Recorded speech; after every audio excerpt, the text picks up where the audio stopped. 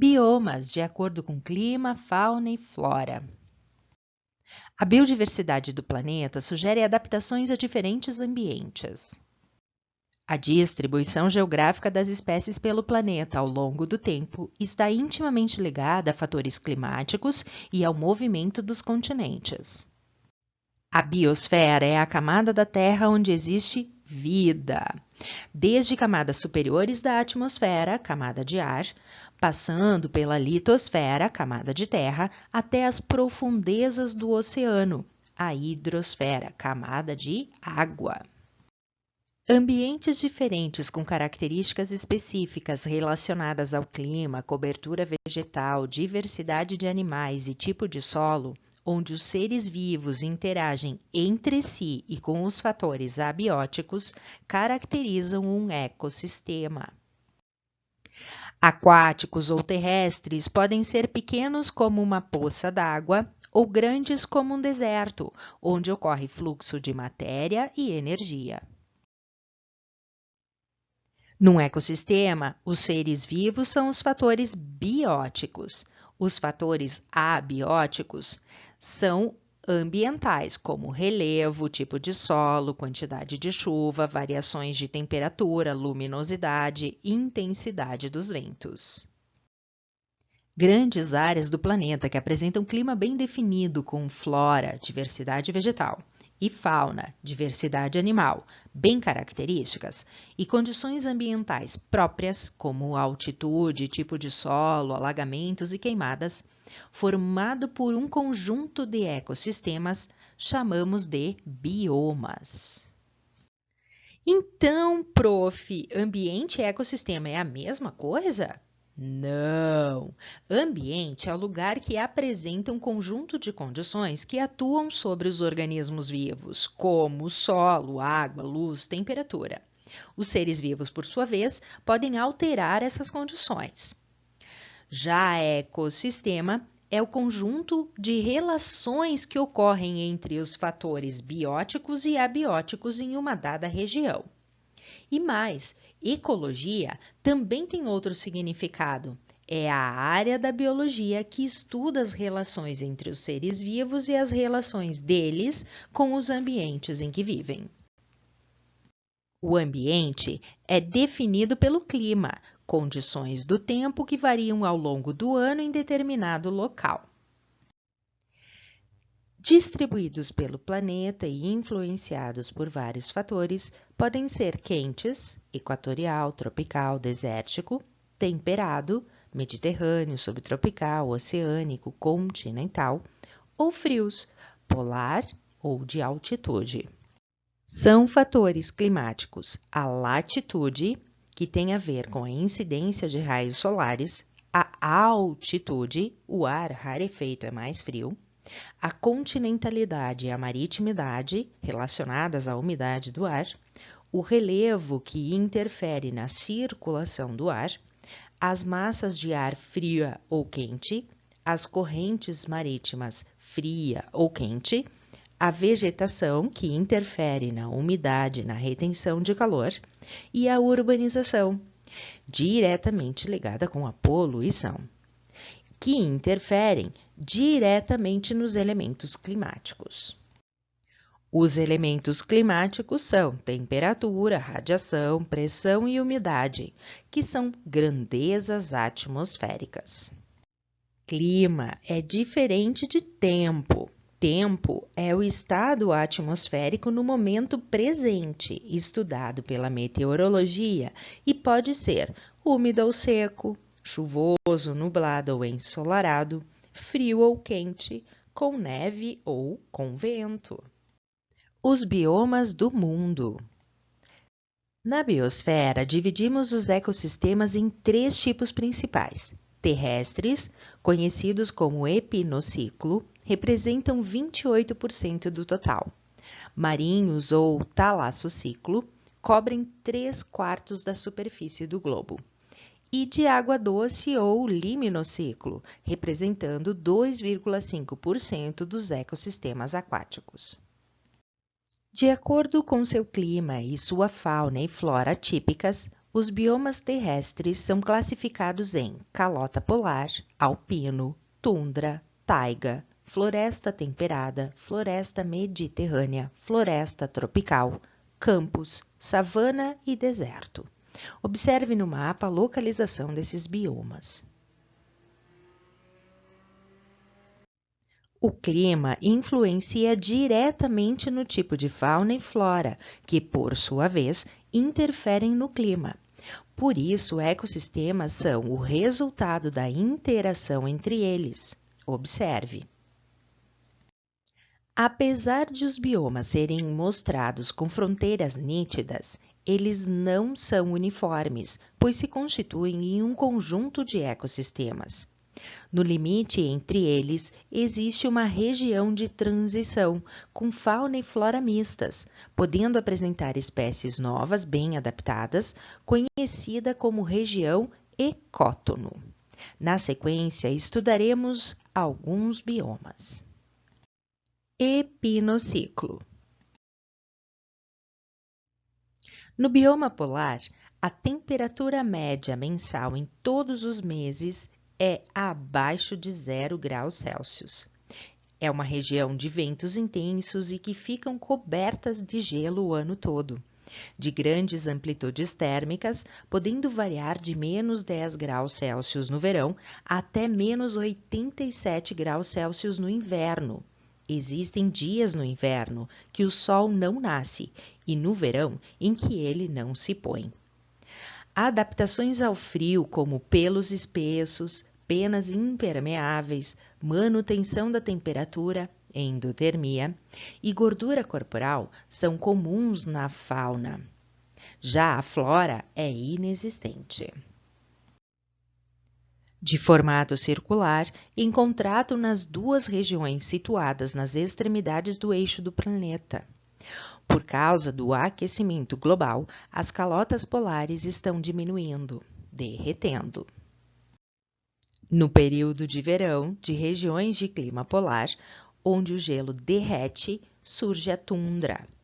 As temperaturas permanecem muito frias, a camada inferior do solo permanece congelada e é chamada de permafrost. E o solo encharcado é pobre em nutrientes. Após o degelo, crescem gramíneas, pequenos arbustos, musgos e líquens. Com eles, surgem mamíferos maiores, roedores e aves migratórias. Durante o inverno, animais pequenos se intocam e outros hibernam. Bioma localizado no hemisfério norte do planeta, nas regiões próximas ao Ártico, mais precisamente no norte da América, da Europa e em outras localidades como o Alasca e a Sibéria. O permafrost está derretendo, formando grandes crateras de desmoronamento na tundra e revelando seus segredos ocultos.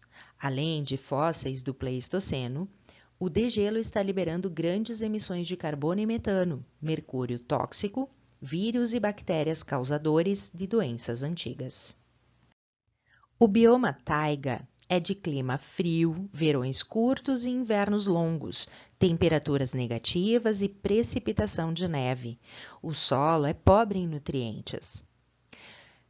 Na flora existe o predomínio de pinheiros, por isso é conhecido como floresta de coníferas ou floresta boreal. Com folhas em forma de agulha, revestidas por cutícula serosa e organizadas como telhas, juntamente com galhos voltados para baixo, evitam o acúmulo de neve e congelamento. Já a fauna é composta principalmente por mamíferos com reserva de gordura e muitos pelos para protegê-los contra o frio, como alces, ursos, lobos, lebres e esquilos.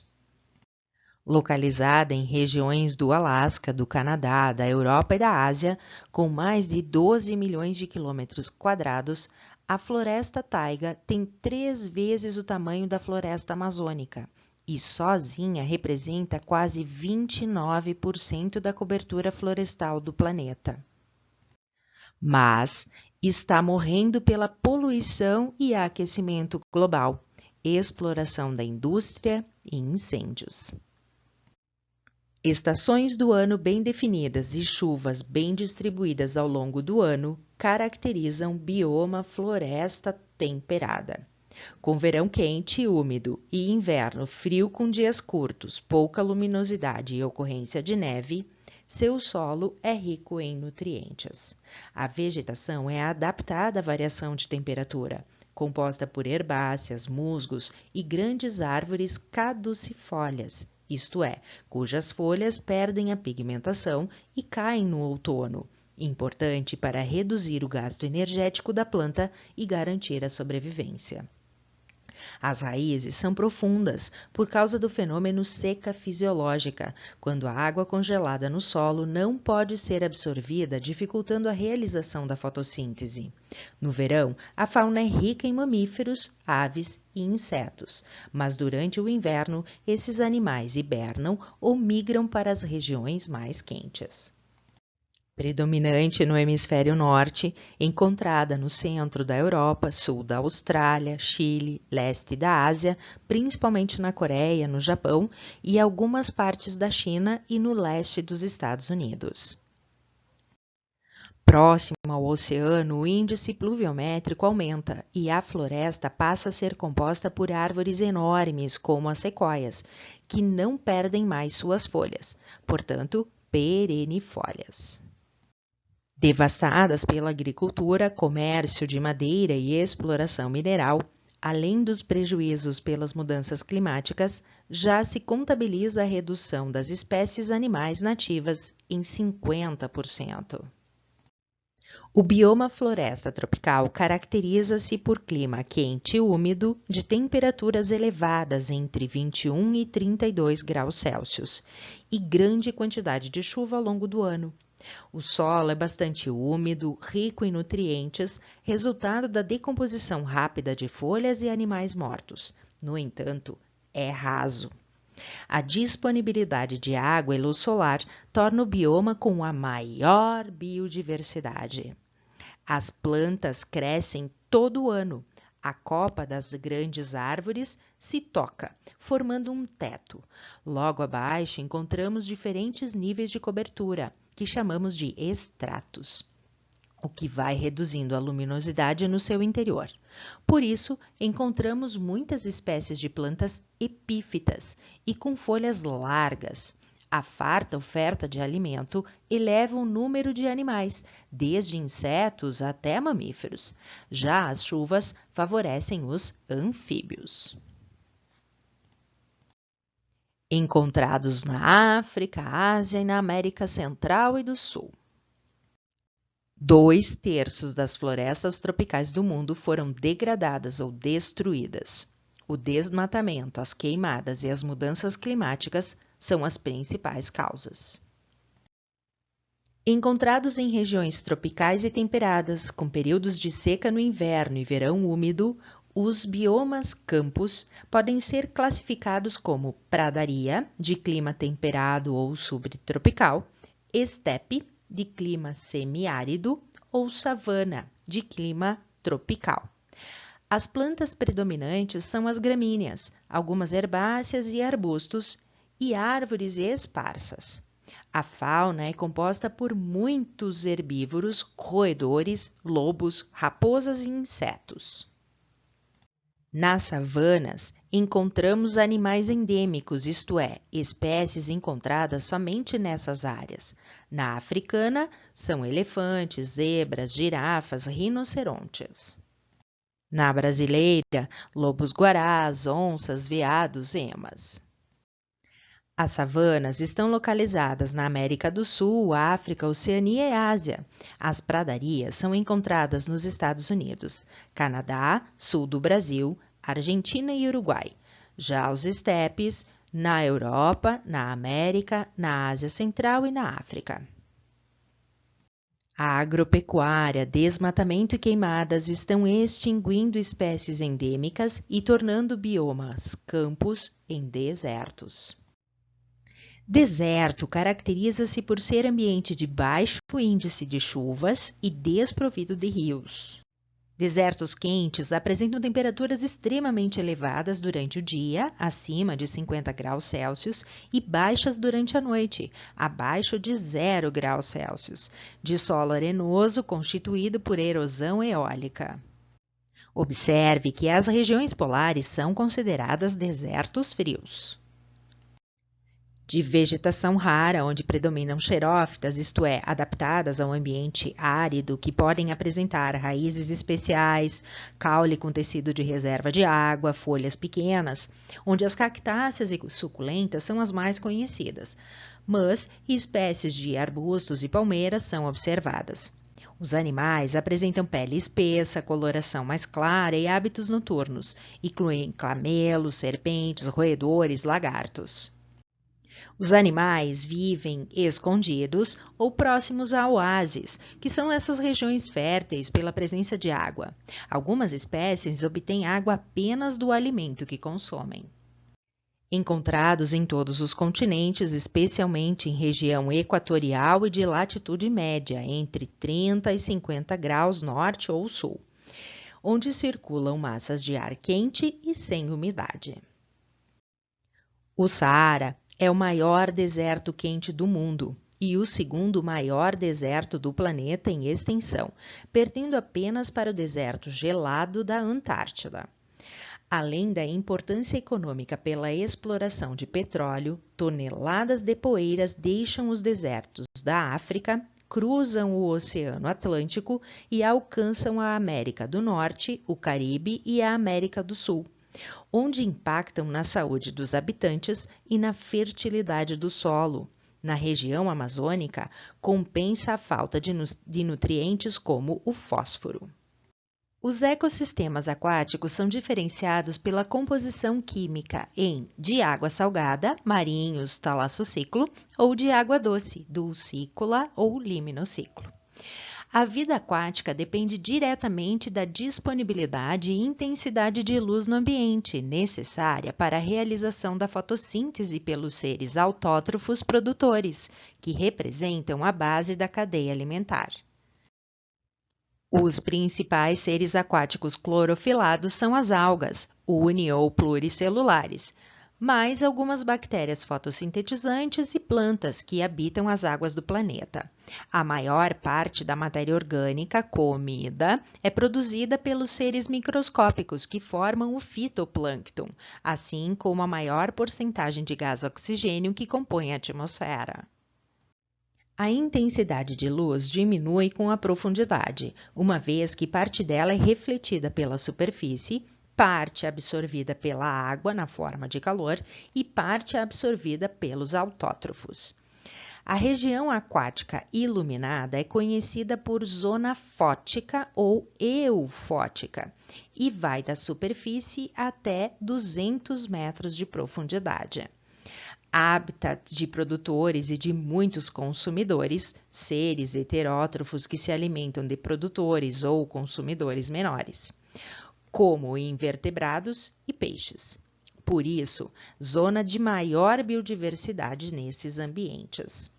Após 200 metros, onde a intensidade de luz torna-se insuficiente para a realização da fotossíntese, adentra-se na zona afótica, região de consumidores de maior tamanho. Os seres vivos de ambientes aquáticos são classificados de acordo com sua capacidade de locomoção. Organismos desprovidos de estruturas locomotoras ou que não têm força suficiente para contrariar a correnteza formam o plâncton. Do grego, plânctons significa errante. O nome retrata bem esse grupo, uma vez que vivem em suspensão na água. Composto por seres microscópicos, os fotossintetizantes, algas e cianobactérias são chamados de fitoplâncton. Já os heterótrofos, pequenos invertebrados, principalmente microcrustáceos e larvas, que se alimentam do fitoplâncton, são chamados de zooplâncton. Espécies capazes de nadar e vencer a força das correntezas, como peixes e mamíferos aquáticos, que apresentam órgãos de locomoção, como nadadeiras, integram o nécton. Bentos é a comunidade de organismos que vive no substrato de ambientes aquáticos, que se caracterizam por rastejar, como estrelas do mar, ciris, se prender, como esponjas e cracas, ou se enterrar, como mexilhões, tatuíras, na areia ou no lodo. Os animais fixos ao substrato são denominados de sésseis. Talassociclo ou ecossistemas marinhos são aqueles aquáticos com grande quantidade de sais minerais dissolvidos, conhecidos como mares e oceanos. Na zona costeira, o ambiente terrestre é a principal fonte de sais minerais da água, que, juntamente com a abundância de luz, garantem fartura alimentar e, por consequência, ampla biodiversidade. No entanto, em algumas regiões costeiras, correntes de ressurgência transportam sais minerais do fundo do mar para a superfície, contribuindo para o aumento do número de seres vivos no local, como em Cabo Frio, no estado do Rio de Janeiro. Outro local de grande biodiversidade marinho são os recifes de corais, que se desenvolvem em águas pouco profundas e quentes das regiões tropicais e subtropicais, construídos ao longo de milhares de anos por muitas gerações de pólipos, oferecem abrigo e proteção, alimento ou local de reprodução para inúmeros organismos. Atualmente ameaçados pela pesca predatória, poluição dos oceanos e elevação da temperatura média da água do mar, em consequência do aquecimento global, observado pelo branqueamento dos corais, em decorrência da perda das águas mutualísticas que auxiliam na alimentação e produção do esqueleto calcário. Os maiores recifes brasileiros estão em Recife, Pernambuco, e no arquipélago de Abrolhos, na Bahia. Longe das regiões costeiras, grande parte dos nutrientes dissolvidos na água depositam-se no fundo do mar, onde há pouca ou nenhuma luz. Na parte mais funda dos oceanos, conhecida como zona abissal, encontramos organismos adaptados especialmente às condições de alta pressão, baixa temperatura e menor salinidade que a superfície, além da escuridão. De aparência atípica, a maioria apresenta associação com bactérias luminescentes, emitindo luz própria. Liminociclo. Chama-se água doce a água dos rios, lagos e da maioria dos lençóis subterrâneos com uma salinidade menor que a água do mar, e de água salobra, como a dos estuários, que tem uma salinidade intermediária. A profundidade também é menor que nos oceanos, aumentando as variações de temperatura, conforme a estação do ano. Suas águas são classificadas como lênticas ou dormente, de água parada, como em lagos, ou lóticas ou correntes, como em rios, riachos e córregos. A água se desloca das regiões mais altas, a partir da nascente, para as mais baixas, jusante, até a foz, região que deságua em outro corpo d'água. Ao longo do trajeto, mudam as condições físicas, temperatura e químicas, gases e nutrientes da água, que recebem matéria orgânica dos solos, das margens.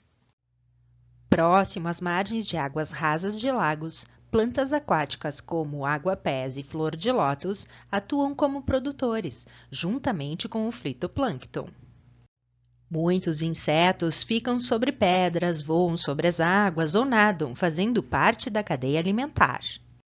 Assim como moluscos e sanguessugas, serpentes e anfíbios.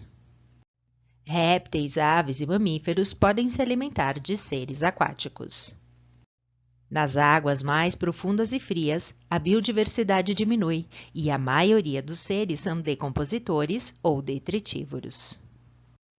Alguns peixes têm o costume de migrar para a reprodução, nadando contra a correnteza até a nascente ou locais mais rasos para desovar, num movimento conhecido como piracema, do tupi, subida do peixe. Durante este período, a pesca sofre restrições passíveis de multa.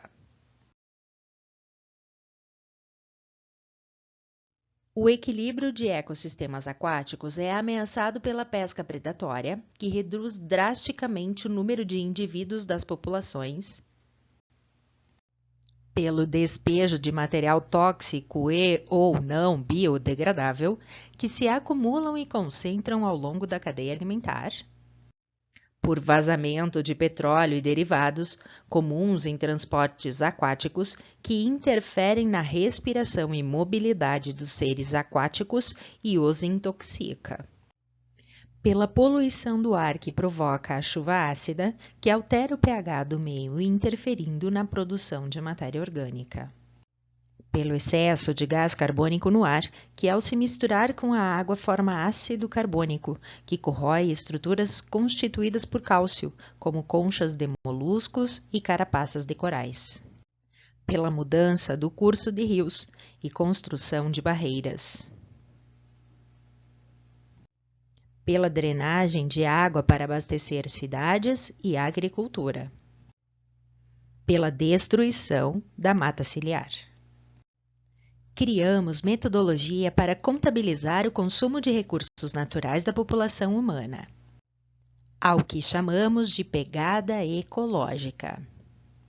Respondendo perguntas simples sobre nossos hábitos diários, chega-se à quantidade de terra e água que são necessários para sustentar as gerações atuais, tendo em conta todos os recursos materiais e energéticos gastos, consumidos. Sim, tudo o que tu precisas para sobreviver e utilizas para viver vem direta ou indiretamente da natureza. Comida, roupa, transporte, objetos. A tua caneta, o teu caderno, cama, travesseiro, celular, o computador. Desde os anos 70, a demanda da população mundial por recursos naturais é maior do que a capacidade do planeta em renová-los. Atualmente, o planeta precisa de 1,5 ano para regenerar os recursos renováveis que consumimos em um ano. E esse número só aumenta. É necessário um esforço mundial para reverter essa tendência, fazendo com que passemos a viver dentro da biocapacidade planetária. Começando por você. Faça o cálculo da sua pegada ecológica. Muitos sites oferecem esse serviço gratuitamente, como este que aparece na tela. E comece a mudança, uma por vez, sem sofrimento. Já irá fazer a diferença.